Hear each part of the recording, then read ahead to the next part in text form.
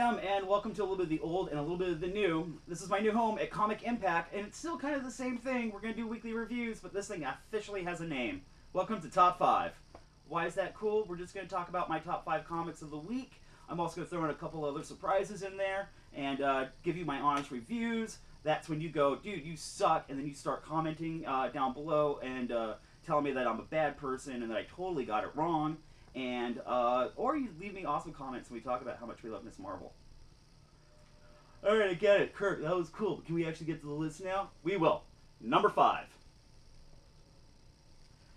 Continuing the Mad Max Fury Road backstory comics on Vertigo Comics, number 1 of Furiosa came out this week.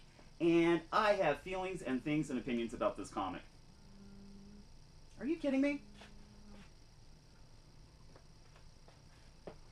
My mom. Yeah.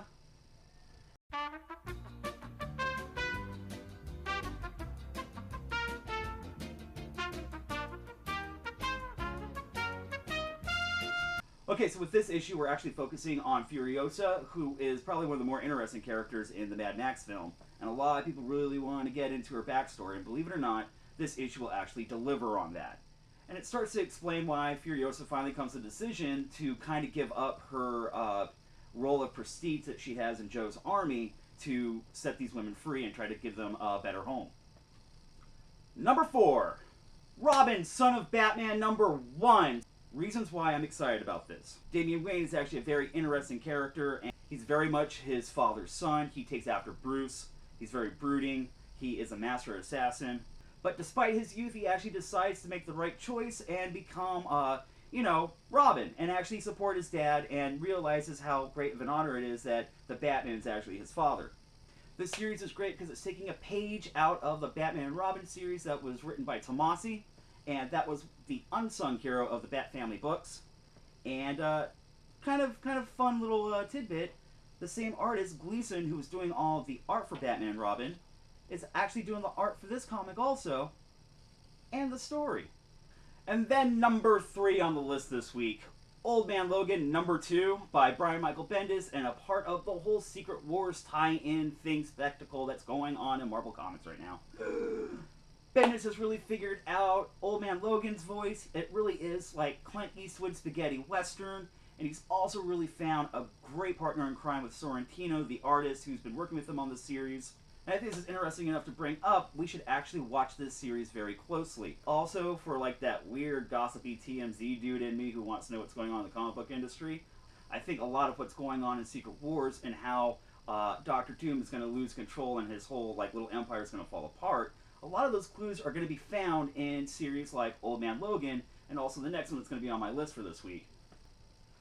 Number 2, Thor's number 1 by Jason Aaron.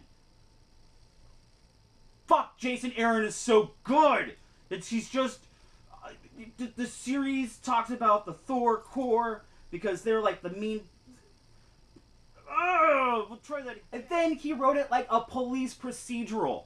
So if you like, I don't know, Lethal Weapon, then this is perfect, but with a bunch of fucking Thors. It's all the Thors. It's the Frog Thor, and Groot is a Thor. And also, like, all these other characters that you would never, ever consider, like, what would you do with them in a big Marvel crossover? No, I don't know. Let's just make them a fucking Thor.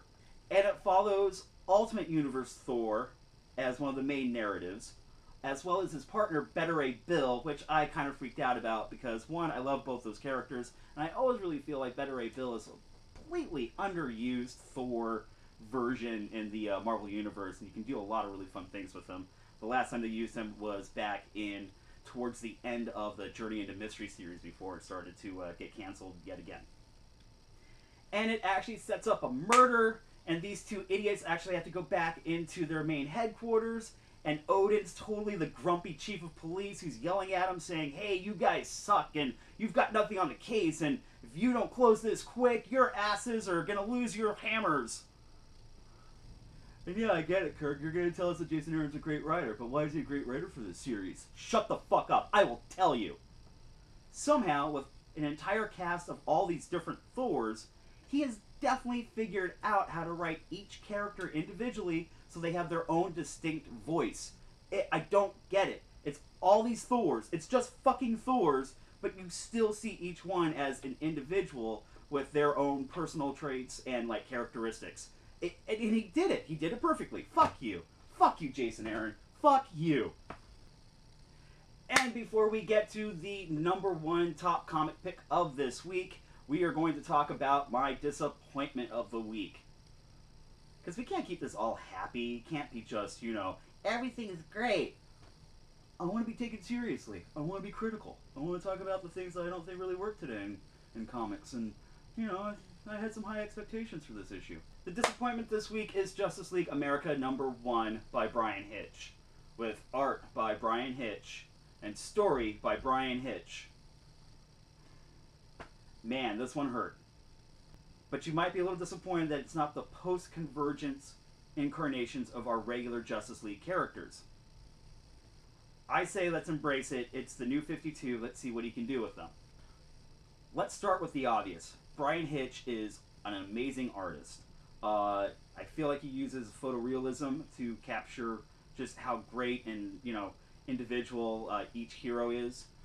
You get amazing splash pages. It looks like it is storyboarded for the $250 million summer blockbuster film that you're going to get. I grew up with him with the Ultimates. Anytime he shows up doing anything, you just buy it for the art. I'm not taking anything away from that. Hitch schools most current comic book artists as far as trying to create big scenes and making the story even bigger. I'm not sure if he should be drawing his own scripts yet, though. Unfortunately, the story very much suffers. Certain ideas are constantly being repeated throughout the comic as far as dialogue, because he's not like a Tarantino who falls in love with his dialogue. He just really wants you to get the point of what he's trying to express to you, but he does it in 3 or 4 panels more than he could have done in a previous page of 1 panel. And unfortunately, because of that problem, it adds an extra 6 or 7 pages to this comic book that you probably could have done without. And obviously, as a collector and a reader, you want to get the most bang for your buck. And it was really nice to get this oversized first issue of Justice League America. Unfortunately, for the $5.99 cover price, it's overload. And for me to have the great comic that I feel confidently about to recommend, it's a combination of story and art. And everyone else that also goes into making comics. And my #1 pick for the top 5 this week is this. Southern Bastards #9. There's no stopping this series. It feels like it's never going to slow down. And it is also my emotional highs and lows for the month. Every time a new issue of this series comes out, I don't know whether I need to reschedule or just cancel my therapy session altogether, because I'm getting it all in this issue. Southern Bastards has done something pretty amazing. Issues 1 through 4, I'd like to consider that Chapter 1. And then then issues 5 through 8, you kind of consider that Chapter 2. And the narrative voice changed from Chapter 1 to Chapter 2. And the antagonist in Chapter 1 actually became someone that you sympathized with in Chapter 2. And then with issue #9 starting the next section of the series, he takes that one character that you started to sympathize with, and in less than maybe 3 pages, you're right back to fucking hating him like you did back in Chapter 1. And it's ups and downs. And now we have a new narrative voice for Chapter 3, and I don't know where the series is going, but each chapter is snapshots of these characters that are just so fucked up and at war with themselves, and there's so much goddamn conflict in this series. And it really is. It's one of my favorite things being put out right now. Jason Aaron, Jason Latour, thank you so much for creating this comic. And thank you for making me fucking angry. I don't know. Do I thank you for that? Do I thank you that you're making amazing art that makes me feel shit? Maybe. And it's not just the words of Jason Aaron. It's also the color palette that Jason Latour has picked to tell the series and the story with every issue. Bear with me on this. I get really angry sometimes with some of the characters in certain scenes, and a lot of the color palette is actually hues of red and light browns and things that are really going to make you feel heated up and kind of you know, anger, frustration. And then other parts where I'm starting to relive through characters' memories and like better days are more in hues of blues and light grays, and those are very cool, nice, calming color choices to use to tell that part of the story. And this actually happens every 2 to 3 pages when they change the color palette, especially when they're telling current stories and going back through other characters' memories. And I mean it. I think it's a mad genius way that they are emoting certain feelings for me whenever I pick up an issue of Southern Bastards. I cannot recommend it enough. I know volumes 1 and 2 are already out in trade, and please, I implore you, go pick it up. Yes, it is definitely for mature audiences, but it's also for people who just love great storytelling. And that's why Southern Bastards #9 is my #1 pick of the week, guys. And that's it. My first episode with these other guys that I'm really, really kind of excited. They're actually a few friends of mine outside of when I'm doing all this dorky stuff. And yeah, I want to thank Comic Impact because I feel like I'm going to be a lot happier over here instead of arguing with my past editor, my dog, who is just constantly judging me and never thinks any choice I make when I'm cutting a video is actually the right choice. So I really appreciate that, guys.